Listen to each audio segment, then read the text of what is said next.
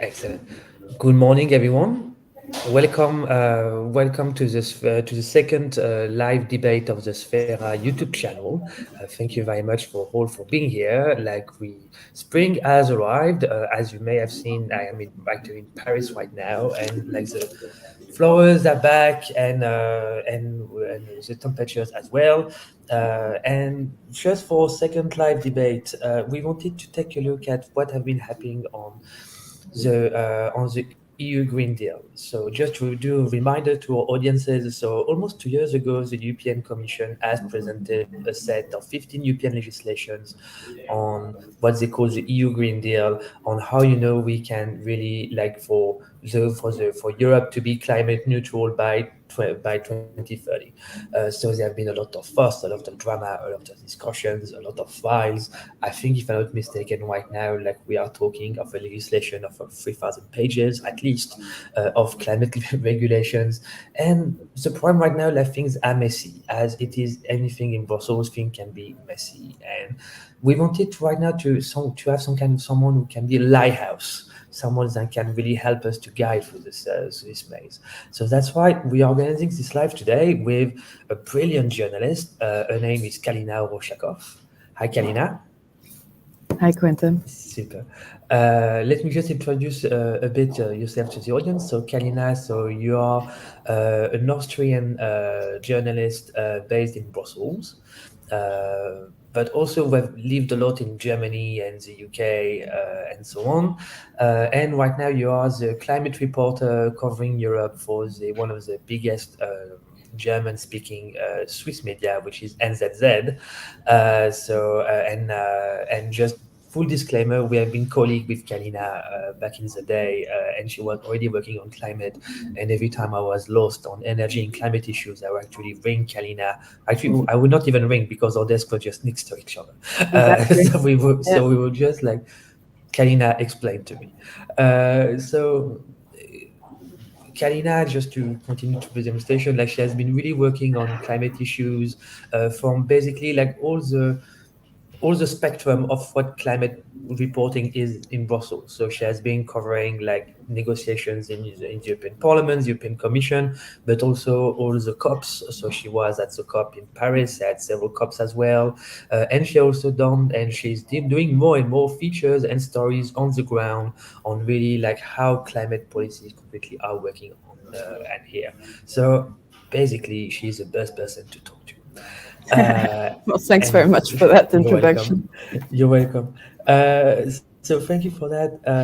Maybe if I can just, my first question would be, okay, Kalina, can you explain to someone who is not in Brussels on what is going on right now on the EU Green Deal?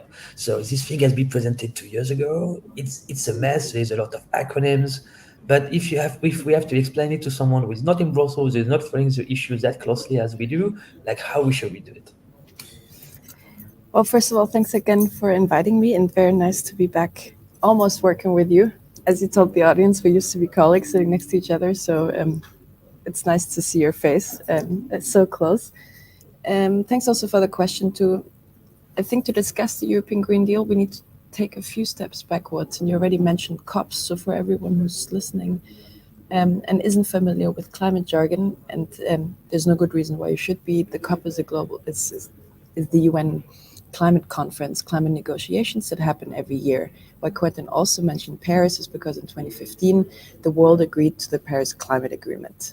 And with that, essentially, the world agreed to do more to cut emissions in order to keep temperatures, global warming to certain limits. And the two goals that you will hear and read about a lot are the 1.5 degree goal and well below 2 degrees. So that's what at the time was agreed.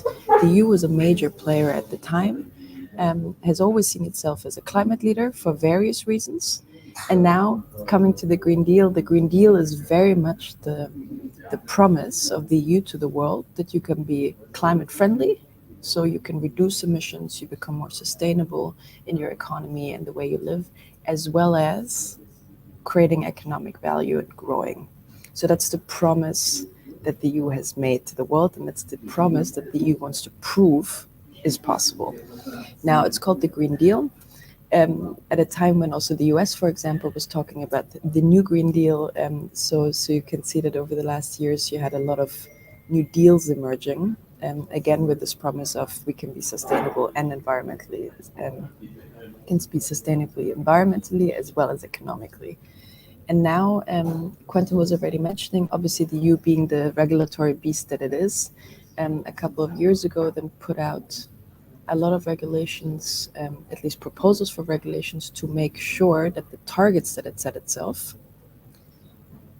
can be turned into reality. And when we talk about the climate targets of the EU, we talk about two in particular. The big headline target is climate neutrality by 2050. So that means that the EU intends to reduce emissions as far as possible to zero, and then somehow compensate or balance out those emissions that can't be reduced. There's a reason for that, because, for example, industries like cement and aviation, as well as certain other sectors, won't be able to reduce their emissions fully, just because the process, for example, will always create emissions, or because it's just technically almost impossible. And so that's why it's called climate neutrality or net zero emissions, so that you kind of like net it out, balance it out. So that's the headline target. That's essentially what the Green Deal wants to reach. So it's a few decades away. In order to then obviously make sure that the EU stays on course, and as all of you know, it's 27 countries, so to make sure that everyone stays disciplined, the EU also agreed or is in the process of agreeing interim targets. The big target that we're talking about now is a target for 2030. So we're now talking about in 7 years' time to reduce emissions by net 55%. So again, we have that awkward net in there. So the idea is to reduce emissions almost by 55% and the rest to be absorbed by trees, plants, other plants, peatlands. So that's why, for example, in wherever you sit, you will probably hear your governments talking about trying to restore forests or trying to restore peatlands and all of these things. Like all the tree mania in Europe right now, and you see like politicians and planting trees like across the continent saying like carbon emission, carbon emission. Exactly. Right. Everyone's become a tree hugger. Obviously, there are lots of difficulties and challenges with that as well. But so these are the two targets we're talking about. And then when you were talking about this big mess in Brussels, what has been going on for the past 2 years is that then the EU said, okay, how do we manage this? How do we cut emissions by almost 55 or by as close as 55% as possible? And now you have this incredible roster of proposals, some of them which have already been turned into laws after negotiations, which target, for example, the share of renewables in the energy system, energy efficiency. So how much and how fast can we save energy in the way we live or the way we produce things, the way we just move around. Yeah. Then transport emissions, how can we target the transport sector? How can we make sure that people either drive less polluting cars or switch to more environmentally friendly fuels? So that's a big discussion. Then you have regulations that target agriculture.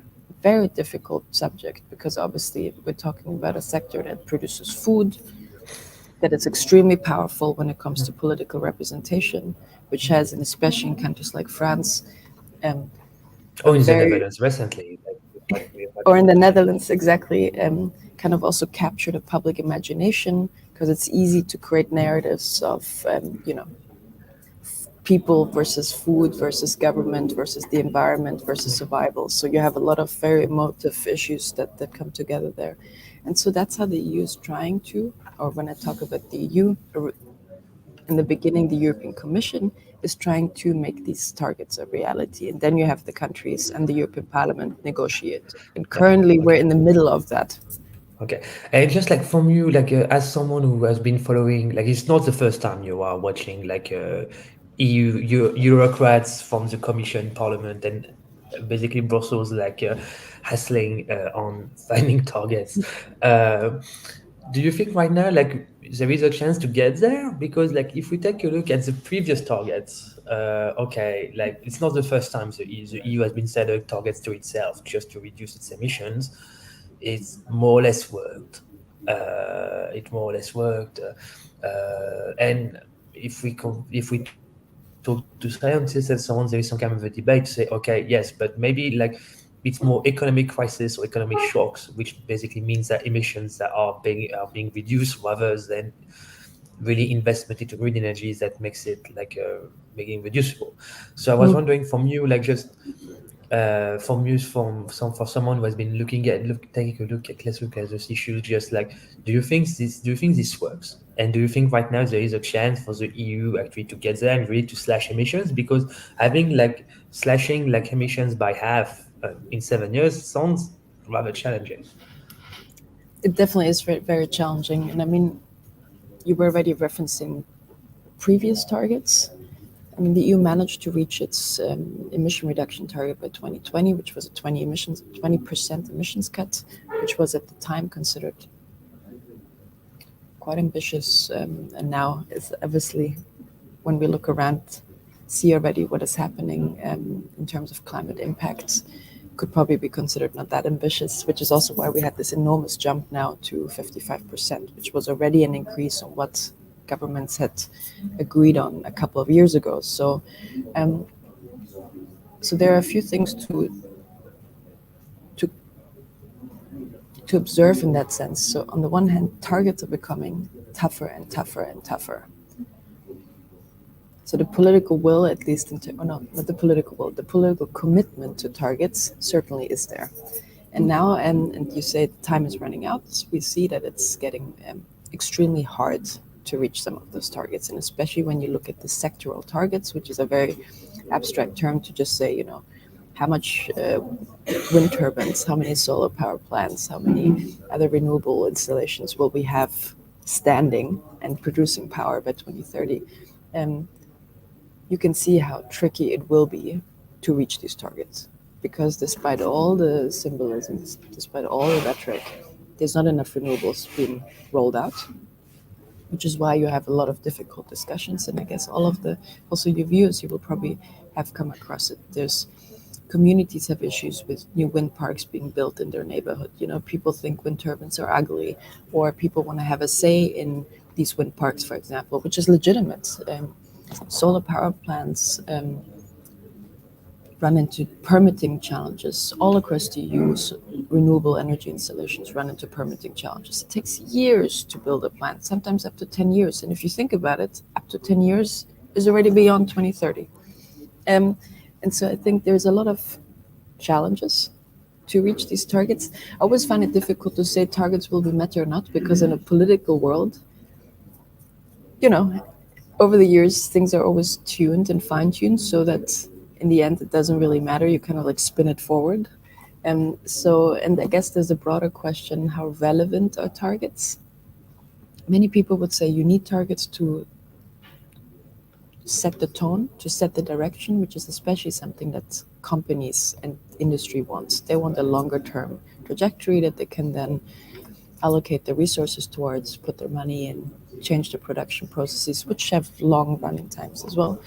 In terms of the numbers, I have the feeling that we'll probably see over the next few years a major acceleration in some green industries, especially, for example, the cost for renewables have fallen drastically over the last years and decades, much faster than people and analysts had originally expected. Those are good news. And so you see globally investments are being ramped up. So the signals are there. Yeah. Okay.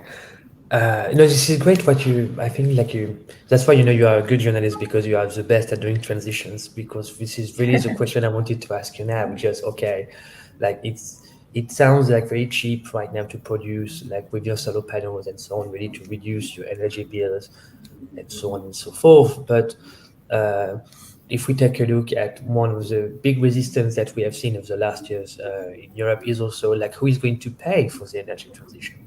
Like there have been, the Gilets jaunes, so the yellow vest in France, about like the price of oil.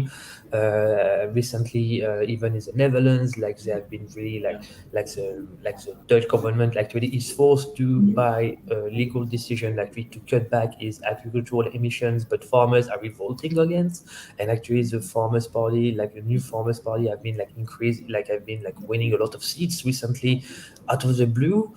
So it means like right now there is a lot of social resistance right now. And how do we overcome those kind of issues? Because, for example, like, okay, if we go back to the EU nitty-gritty, like we should have very soon some kind of a European climate fund. So basically, how to help households and SMEs to renovate their houses and so on, especially if they are too reliant on gas. But like, how do you overcome those social and Mm. environmental tensions right now? Like, based on your view of from many European countries. Like, do you have some kind of a nice example you can point out?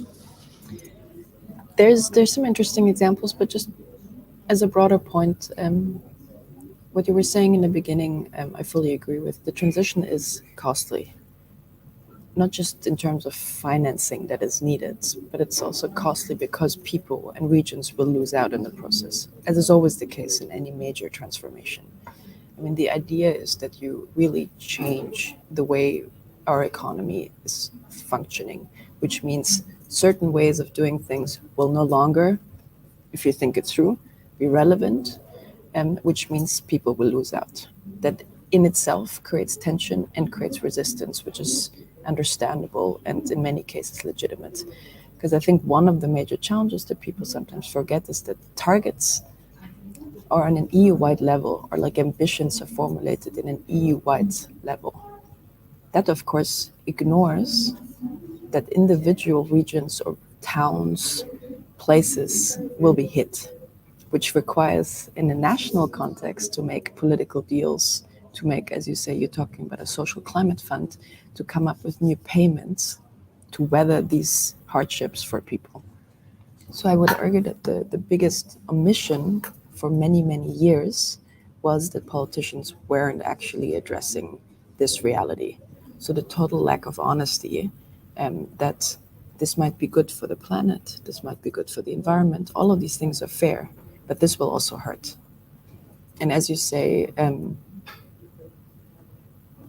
renewables are advancing majorly, costs are falling. However, also the transition into a new energy system costs money. Energy will continue to cost money. Heating your home will continue to cost money. Driving a car will continue to cost money. Everything costs money. And I would argue that in terms of the honesty about these cost factors, there's not been much openness around it. And you see it in difficult debates. You'd see it in debates, for example, in Germany, where they're discussing the CO2 price, or across the EU. How do you incentivize people to switch out of fossil fuels, for example, in the car, and start switching to an electric vehicle? This idea is like, okay, you put a price on it. Now everyone can see, damn it, it's really expensive. So everyone freaks out. The challenge is, though, if you do it via regulations or bans, it will also be expensive. You just wouldn't see the cost as obviously as you would with a CO2 price, for example. So this has to be navigated politically in terms of how you communicate it. So that I would say is a first step, because people aren't stupid. They can handle challenges if you communicate it and communicate why you do something. Yeah, I think this is a super important point here. Just like, people are not stupid, and this is one of the things. No, but like, it's kind of strange. Like, you arrive in like when you see climate issues or climate politics, like a lot of people would like to renovate their houses. A lot of people would like really to switch to like cheaper cars, like cars we emit less. Like, they really want to do that. The problem right now is just like it costs a lot of money. Just for me, just I changed my boiler recently. Like, so they also, like, from the 1970s. It was time to change the boiler. But like, it cost a lot of money. Yeah. And And so so you need to come up with support schemes. yeah. You need to come up with ways of actually making information available so that people understand where they can go to, for example, get support. Exactly. Like, look, you stand in front of your boiler, you realize you need to change it. Where do you even know or find out where you can tap into the government subsidy schemes? And there's a lot of them now. Then, of course, there's a whole other debate that raises the question, to what extent are these subsidy schemes sustainable in terms of the budgets of governments? But that's a different debate. But the idea that you need the support, I think everyone knows. And now the question is how to design that support in the most efficient way. Also without wasting money, because then there's the second you have subsidies, every industry will lobby the shit out of it, just to make sure that they get all the subsidies, irrespective of when they need it. So that's a different discussion, though. Like the problem with climate politics is just as soon as you dive into the issue, like we can spend like hours talking about it because like it has an effect everywhere. But I think you're on deadline, so I will let you go. Maybe one last question is just like you are like I think also for me from a journalistic point of view right now, like you are one of the reporters who really work on climate like really across borders. So you are working for a Swiss-based newspaper. You live in Brussels, but you travel all around Europe by train or not by train, depending on if it's possible or not. Just really to to report for you So you are seeing climate from the European perspective. So I was wondering, maybe from your job as a journalist and a journalist standpoint, how journalists should also are journalists getting better also at covering the climate emergency crisis, and also and what kind of different spices we need actually to incorporate into our reporting just for the stories to get better on reporting the climate. There's a few things that have changed in the last years. I would argue one good thing is that even general assignment reporters or reporters sitting on the economics and politics desks have to deal more and more with climate issues, simply because the climate agenda has moved from a purely environmental issue, so sitting within the environment ministries of countries or energy ministries of countries, to becoming a broad government priority. As symbolic as that might just be in certain cases, but still, climate change it's now a big issue. When you look at some of the recent geopolitical conflicts, you can see it affects trade relations, it affects competitiveness, it affects geopolitics. And so in that sense, more and more journalists are dealing with it, which I argue is a good thing, because it shows that climate change is a horizontal issue and not just a niche. One challenging thing about covering climate change is that climate change is not a closed news story. It's an ongoing process. Emissions, unfortunately, continue to rise. Temperatures continue to go up, which means impacts will become starker. Many of you will have experienced heat waves last summer. Many of you will have seen extreme weather events, be that in their consequence, be that droughts, be that also all the conditions that make forest fires more likely. All of these developments will become more prevalent. So you can't really cover it as a one story and then it's done, but it's an ongoing process that will affect our lives, no matter what we do. And so that's a challenge in how you approach it and what kind of stories you tell, because it doesn't have a beginning and an end in that sense. So the beauty of that is, if one can call it beauty, is that there's a lot of various angles you can take. So you can be a reporter and say, okay, I really want to focus on the transition and the solutions to cutting emissions, or the solutions to adapting, the challenges that you come across on the way. Or you can be a reporter and say, I would really, we really dig in what this means in terms of the regional implications. If you live in Italy, you can write story after story about the consequences of drought for farming communities, the content of drought for the farming industry, and all the politics around that. Then also it requires accountability journalism, because there's one challenge that also emerges now with everyone being obsessed with climate change, that everyone says everything is climate change. That's just not true. Whether an impact hits really hard has a lot to do with how well you prepared for it. So horrors, as you could see for example, in Germany, when the floods came, they don't have to be that extreme. If the politicians have actually invested money into water management, they won't have been an issue.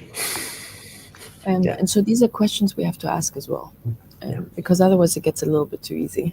because it's not like God-given shocks that you can't get around with. And so I think there's a lot of space there to navigate in climate journalism, which becomes a broader, general accountability exercise. Cool.